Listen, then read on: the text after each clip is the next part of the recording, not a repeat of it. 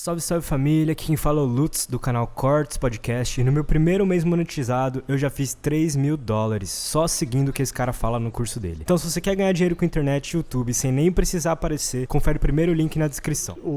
Principalmente o Supremo, né? Respeito o Supremo. Ninguém está defendendo aqui invadir o Supremo. Claro que não. Ninguém está defendendo ofender ministro. Deixar muito claro, né? Porque hoje em dia as coisas estão um pouco complicadas nisso.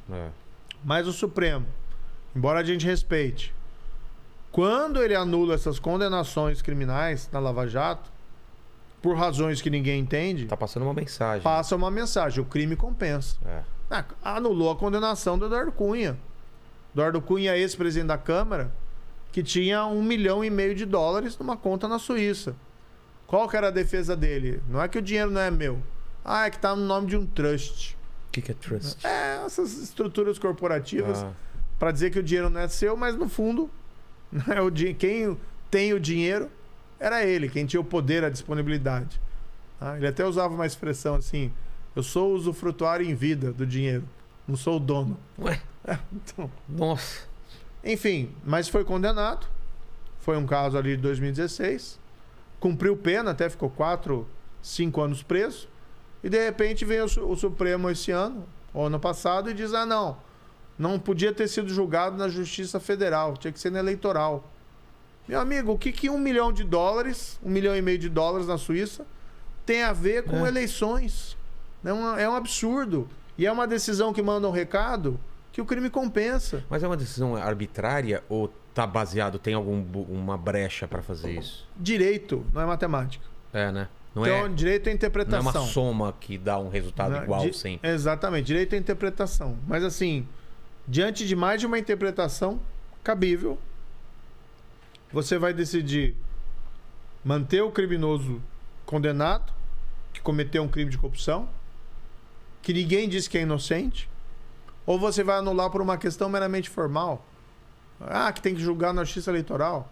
Essa decisão, né, com todo o respeito, é um absurdo. Manda o recado errado à sociedade. Quando a gente viu que o Brasil estava avançando no combate à corrupção, quando a gente vê esses criminosos sendo punidos, de repente vem lá, e é o Supremo principalmente, né, que profere uma decisão, tem que ser na Justiça Eleitoral. Então, gosto muito lá, por exemplo, do ministro Fux, que é o presidente do tribunal. Ele normalmente, inclusive, é vencido, voto vencido nessas decisões. Mas essa decisão do Cunha, a decisão do Lula também. O Lula tinha 2 condenações. Uma eu proferi. Outra foi uma colega juíza federal, corajosíssima, muito corajosa, lá de Curitiba, né, a Gabriela Hart, que enfrentou toda aquela pressão também do PT, proferiu a condenação. Tá? E o Lula era o presidente durante todo esse esquema de corrupção. Ele que nomeia os diretores da Petrobras. Né? E esse esquema de suborno, entre outras coisas, visava dar apoio político ao governo dele. E manter, né? E aí o Ministério Público optou, na verdade, por focar a acusação lá em Curitiba em duas situações que seriam ganhos patrimoniais dele, do próprio Lula, que é o tal do triplex e o tal do sítio de Atibaia. E por que teve essa escolha desses dois? Ele quis. Na verdade, assim, você tem um esquema muito maior. Sim, é isso que eu entendo. Tem são 6 bilhões de reais. Mas eles acharam, na época... Adotaram isso como estratégia, eles que definem essa estratégia. Você falando eles quem? Ministério Público. Ministério Público, tá. Apresentar a acusação em cima desse enriquecimento patrimonial do Lula. Tá? Então, por exemplo, a Odebrecht e a OAS, que são 2 empreiteiras envolvidas na Lava Jato, elas fazem reformas no sítio de Atibaia, que o Lula utilizava como se fosse dele, embora não fosse o proprietário ali no título, mas ele vivia lá naquele sítio, tinha os bens dele lá, pedalinho com o nome dos filhos, bababá. E a Odebrecht vai lá, e a OAS vai lá e fazem uma série de reformas. Nunca receberam nenhum tostão pelas reformas. Né? Reformas que então beneficiavam o sítio que era utilizado pelo ex-presidente Lula. Qual que é a explicação? Qual é a defesa dele? Né? Nunca ouvi. Nunca teve? Ele nunca deu um esclarecimento. Ele disse que o sítio não era dele. Mas por que a Odebrecht e a OAS fazem a reforma num sítio que ele utilizava. Parece até que tem jornais referindo ao sítio como o sítio do Lula, né? No passado. Olha, tinha uma série de elementos. Na verdade, quem proferiu essa decisão foi a colega. Isso A sentença foi mantida pelo tribunal em Porto Alegre por 3 juízes, a minha e a dela. Porque acima de... Como que é mantida? Porque você profere e aí tem que ter uma... O que a gente tem no nosso sistema de justiça? Né? Tem um juiz de primeira instância que profere a decisão. Foi você. Isso. E aí você tem o recurso. Que eles pedem um recurso. Pedem um recurso para um tribunal. Lá em Porto Alegre. Mas jogando para outra instância ainda? Outra ou não? instância. Daí foi para Porto Alegre, o tribunal manteve. Que é a segunda instância. Segunda instância. E da minha decisão ainda o STJ lá em Brasília, que é a terceira instância, manteve. Caberia, eles poderiam mudar. Ele foi condenado. Na verdade, a condenação poderiam mudar. Tá. O tribunal mudou até. O tribunal de Porto Alegre aumentou a pena. Eu tinha condenado ele a 9 anos, o tribunal puxou para 12. Aí o STJ em Brasília puxou para 9 de novo. Entendi. Né? Mas a condenação foi mantida por 9 juízes. Então, eu, 3 em Porto Alegre, 5 lá em Brasília. Aí depois vem a decisão, ano passado, que a gente viu. Como que pode? Isso que eu não entendo. Tem todo esse trabalho. E aí, parece até pra gente de um jeito mágico, tudo isso cai por terra. Então, daí ano passado teve a decisão lá dizendo que tinha que ter sido julgado em Brasília e não em Curitiba. Por causa do... Por que em Brasília? Qual é a justificativa? Olha, a explicação é meio longa ali. Mas assim, uma explicação técnica. É tecnicalidade, né? Entendi. Então, assim, mas assim, o próprio Supremo autorizou a prisão do Lula em março de 2018. Quando o Lula foi condenado pelo tribunal em Porto Alegre, se podia expedir um mandado de prisão para iniciar o cumprimento da pena.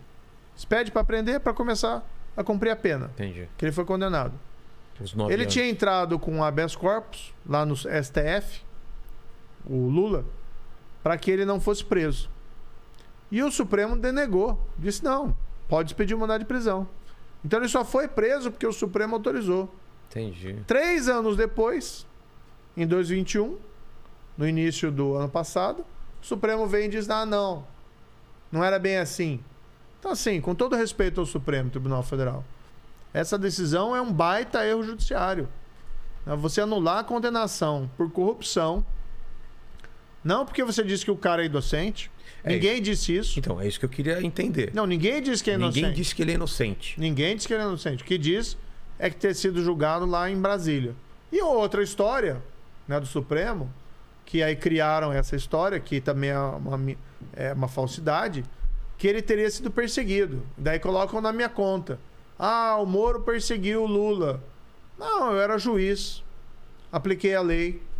Eu nunca tive um sentimento pessoal de animosidade contra o presidente. Não é uma questão pessoal. Como não era no Beira-Mar, como não era no meu trabalho como ministro da Justiça, em relação, sei lá, fuminho. Era meu trabalho. Como juiz, estava cumprindo o meu dever. Não é questão de gostar ou não gostar de ninguém. Estou aplicando a lei ao caso. E aí o Supremo inventou essa história. Um baita erro judiciário. Respeito ao Supremo, mas é uma mentira que eu teria perseguido o Lula. Não persegui nada. Tanto assim não persegui que a minha decisão foi mantida pelo tribunal em Porto Alegre. E depois foi mantida pelo STJ em Brasília. Ou seja, é pura aplicação da lei. Aí você vai verificar por que foi perseguido. Porque mandou lá conduzir o Lula para depor. A coercitiva. Era o que se fazia na época com todo mundo. Né? Quando você vai ver o caso, não tem nenhuma razão objetiva para você dizer assim, não pesa, estava sofrendo uma perseguição. Mas não pesa depois você ser ministro do outro candidato ou não? Eles colocaram isso como justificativa ou não? Olha, esse é outro motivo fantasioso. Porque quando eu proferi a decisão contra o Lula, nós estávamos ali em agosto de 2017. Eu não conhecia. A eleição vem em 2017. Jair Bolsonaro. Não sabia nem quem era direito. A única coisa que eu sabia é que era um deputado meio exótico. Mas assim, não conhecia. Proferi a decisão aplicando a lei. Tá? As eleições foram no ano seguinte. E o que aconteceu? Depois das eleições, eu recebi um convite do presidente, eleito, Bolsonaro, que basicamente me dizia o seguinte: quero que você seja ministro da Justiça, você vai ter carta branca e você vai poder continuar com o seu trabalho.